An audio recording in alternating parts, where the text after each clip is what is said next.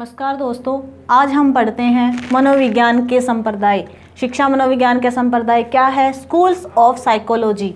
ठीक है, देखो यहाँ क्या है मीनिंग। संप्रदाय का तात्पर्य क्या, मीनिंग क्या है? कहता संप्रदाय क्या है? मनोवैज्ञानिकों के कैसे ऐसे समूह से जो मनोविज्ञान के मीनिंग साइकोलॉजी के अध्ययन के लिए, मनोविज्ञान मीनिंग साइकोलॉजी को पढ़ाने के लिए उनके एक समान विचारधारा, उनकी सबकी क्या है, समान विचारधारा या विधियों का अनुसरण करती हो, वो क्या है, संप्रदाय है या हमारे स्कूल्स बोलेंगे।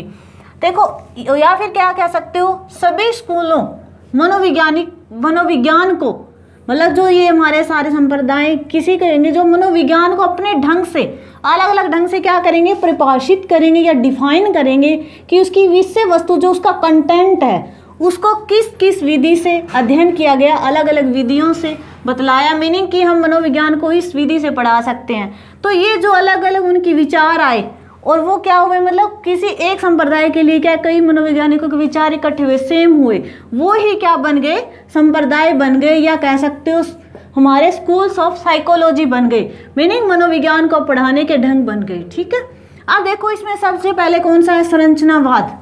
कौन सा? संरचनावाद। स्ट्रक्चरलिज्म्स बोलते हैं। स्ट्रक्चरलिज्म्स में क्या पढ़ेंगे, स्ट्रक्चरलिज्म्स ये इसके जनक कौन है हमारे पास, संरचनावाद के इसके जनक माने जाते हैं विलियम वुंड। कौन है प्रवर्तक? William wound. ठीक है, इसके साथ सहयोगी कौन थे इसके, एडवर्ड और बेडफोर्ड। ठीक है, एडवर्ड और बेडफोर्ड। संरचनावाद का नाम किसने दिया, मीनिंग ये औपचारिक रूप में किसने दिया था, ईबी टिचनर। किसने दिया? ईबी टिचनर ने, जो विलियम वुंड के क्या थे हमारे पास, शिष्य थे। ठीक है, यहाँ से जनक याद रखना विलियम वुंड। ठीक है, और यहाँ पे टिचनर क्या था, जिसने औपचारिक रूप में लेके आया संरचनावाद को, या नामकरण किया। इसके अंदर क्या हुआ, संरचनावाद के अंदर हम उसने जो विलियम वुंड और उसके सहयोगी थे उन्होंने क्या किया, अंतर्दर्शनात्मक विश्लेषण, मीनिंग अंतर्दर्शन विधि जो हमारी ओल्डेस्ट मेथड था, ठीक है, उसका क्या किया, यूज करके मन और चेतन का स्वरूप जानने का प्रयास किया। मीनिंग चेतना का अध्ययन करने के लिए मन और चेतन के बारे में जानने का प्रयास किया, किसके अंदर, संरचनावाद के अंदर। ठीक है, और यूज कौन सी विधि करी थी, अंतर्दर्शन विधि। ठीक है, यहाँ पे कर लोगे। इसके बाद कहता है कि देखो इतना यहाँ पे इसके अंदर आ जाता है। फिर टिचनर से एक रिलेटेड है कि टिचनर की एक शिष्या थी, कौन सी, एमएफ वॉसबर्न। ठीक है, एमएफ वॉसबर्न। ठीक है, उसने क्या किया, 1908 में द एनिमल माइंड्स लिखी, और ये एक क्या थी, फर्स्ट पीएचडी साइकोलॉजिस्ट थी। ठीक है, जिसने साइकोलॉजी के अंदर फर्स्ट टाइम क्या की थी, पीएचडी की थी। जो पहली कह सकते कि पहली पीएचडी साइकोलॉजी के अंदर किसने की थी, एमएफ वॉसबर्न ने की थी, जो क्या थी, टिचनर की शिष्य थी। ठीक है, और कब की, 1908 के अंदर, 1908 के अंदर। तो उसकी बुक थी द एनिमल माइंड। ठीक है, अब कहता है कि विलियम वुंड से ही रिलेटेड, विलियम वुंड क्या, उन्होंने क्या किया, 1879 के अंदर क्या की थी, एक लिपिजिंग जर्मनी के अंदर, ठीक है, लिपिजिंग स्थान है जर्मनी के अंदर, वहां पर उसने प्रथम मनोविज्ञान की प्रयोगशाला ओपन की, जिसके अंदर ये सारा काम हुआ था। ठीक है, और इन्हीं को क्या बोलते हैं, विलियम वुड को ही क्या बोलेंगे। देखो इन्होंने क्या की, लैब खोली, मीनिंग प्रयोगशाला खोली ना, इसीलिए इसको क्या बोला जाता है, प्रयोगात्मक मनोवैज्ञानिक भी कहा जाता है। किसको, विलियम वुंड को। ठीक है, संरचनावाद में सीधा याद रखना कि जनक कौन है, विलियम वुंड, और इसका नाम पूछे कि नाम किसने दिया, या कह सकते कि फॉर्मल के रूप में कौन ले गए, औपचारिक रूप में कौन लाए, ईबी टिचनर लेके आए।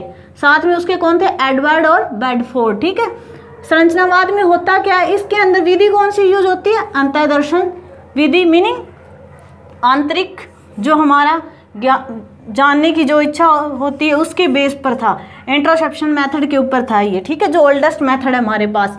और इसके अंदर करते क्या है, संरचनावाद के अंदर, इसके अंदर मन और चेतना का स्वरूप जानना होता है, कि चेतना का अध्ययन करना मेन। ठीक है, किसके अंदर, संरचनावाद के अंदर। ठीक है, यहाँ से फिर ये याद रखना, एमएफ वॉसबर्न कौन थी, टीचनर की शिष्य थी, जिसने क्या फर्स्ट टाइम पीएचडी की, फर्स्ट पीएचडी किसने की थी, एमएफ वॉसबर्न ने की थी। ठीक है,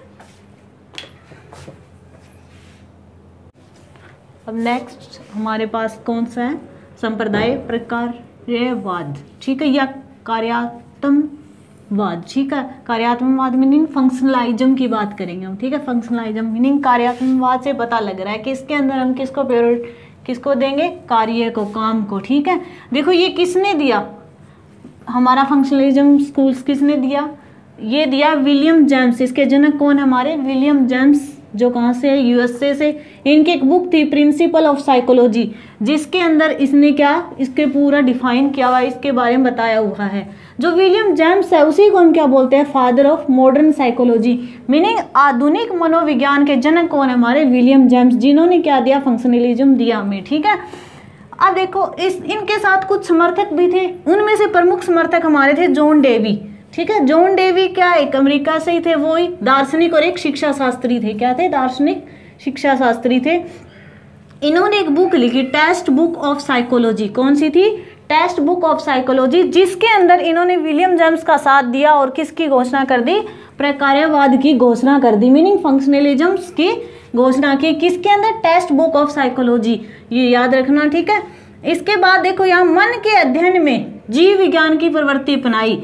इस जो हमारा ये स्कूल है, ये जो हमारा बात कर रहे हैं हम संप्रदाय की, इसके अंदर किसको कहा, उसने कहा कि जो हमारा पीछे संरचनावाद था उसके अंदर मन को दिया था, मन या चेतन के लिए। ये कहता है कि मन का यदि अध्ययन करना है ना तो उसके साथ जीव विज्ञान को रिलेट करना पड़ेगा, मीनिंग मनोविज्ञान और जीव विज्ञान को इकट्ठा जो रिलेट किया वो किसके अंदर किया गया, प्रकार्यवाद को किया गया, ठीक है। इसमें कहा गया कि मन की संरचना को जानना जरूरी नहीं है। उसने ये कहा कि मन को जानना जरूरी नहीं है कि वो किस तरह का है, किस टाइप का है, मीनिंग चेतन है, चेतन अचेतन, कौन कौन सी उसके अंदर आते हैं, उसमें हमें ये देखना है कि वो क्रियाएं कैसे करता है, कार्य को जानना जरूरी है, मीनिंग काम जरूरी है, रिएक्शंस जरूरी है, क्रियाएं जरूरी है।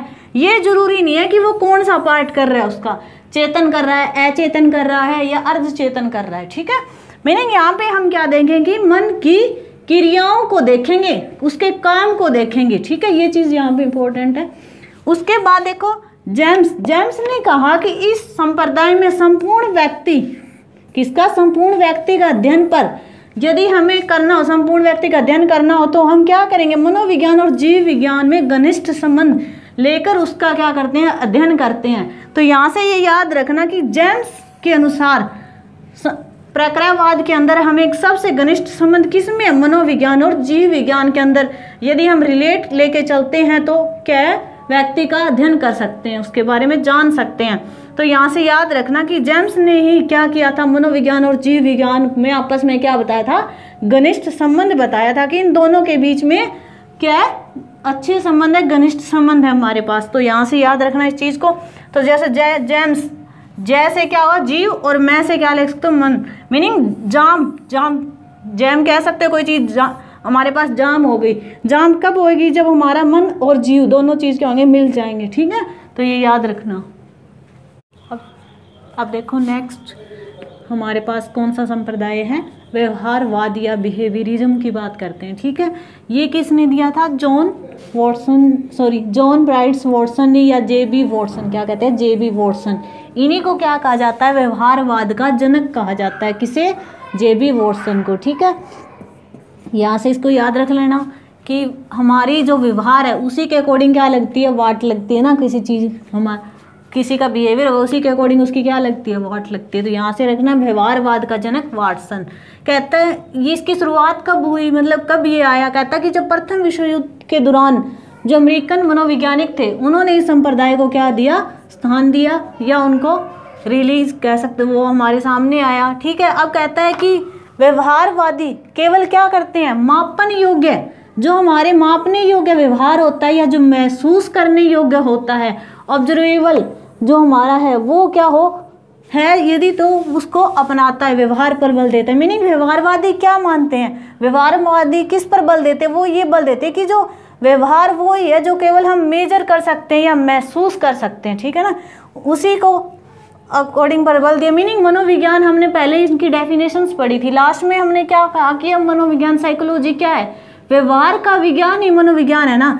तो ये क्या है, इसी से आया ना कि मापन योग्य जो हमारा व्यवहार होगा, जो हम महसूस करेंगे, जिसको हम माप सकते हैं कि कौन कैसा है, यही तो हमारी क्या है, साइकोलॉजी है, ठीक है, जो अब चल रही है, ठीक है, आधुनिक। अब कहता है मानव व्यवहार को समझने के लिए इसमें क्या अपनाया गया, इसमें ये अपनाया गया कि यदि मानव व्यवहार को जानना है उसकी हमें बारे में पता करना है। मानव का व्यवहार, तो उसको हम पहले पशुओं पर क्या कर सकते हैं, अप्लाई कर सकते हैं, पशुओं से रिलेट कर सकते हैं। पहले पशुओं के ऊपर उसको क्या करो, एक्सपेरिमेंट किया, वो हम उस पर क्या है, मानव के व्यवहार को समझने के लिए आसान होगा हमारा। तो यहाँ याद रखना, मानव व्यवहार और पशु व्यवहार का रिलेट किसके अंदर किया गया, हमारा व्यवहारवाद के अंदर। अब आता है इसकी विशेषताएं क्या है कि ये किस चीज़ पर बल देता है। इसमें यही है कि ये अधिगम लर्निंग और हमारा किस पे, अभिप्रेरणा और पुनर्जनन मीनिंग रेनफोर्समेंट पे बल देता है, मोटिवेशन पे। ठीक है, मीनिंग व्यवहारवाद की विशेषता यही है कि इसके अंदर लर्निंग होगी, रेनफोर्समेंट होगा और हमारे पास मोटिवेशन या अभिप्रेरणा पे ही बल दिया। किसने, व्यवहारवाद ने, इन तीनों पे ऊपर। ठीक है, ये ध्यान रखना, बल। ठीक है, इन तीनों पर बल दिया। उसके बाद कहता है कि ये व्यवहारवाद था, उस जो पावलोव के जो परीक्षण थे, जो इसके एक्सपेरिमेंट थे, उनके आधार पर था क्या, व्यवहारवाद। यदि आता है कि व्यवहारवाद है किसके एक्सपेरिमेंट पे हमारा आधारित है, तो पावलोव के जो एक्सपेरिमेंट थे, जो उसने एनिमल्स पे किए थे, उनके आधार पर क्या था, व्यवहारवाद था, आधारित था। ठीक है, थैंक्स। अब नेक्स्ट वीडियो के अंदर करते हैं नेक्स्ट हमारे संप्रदाय। ठीक है।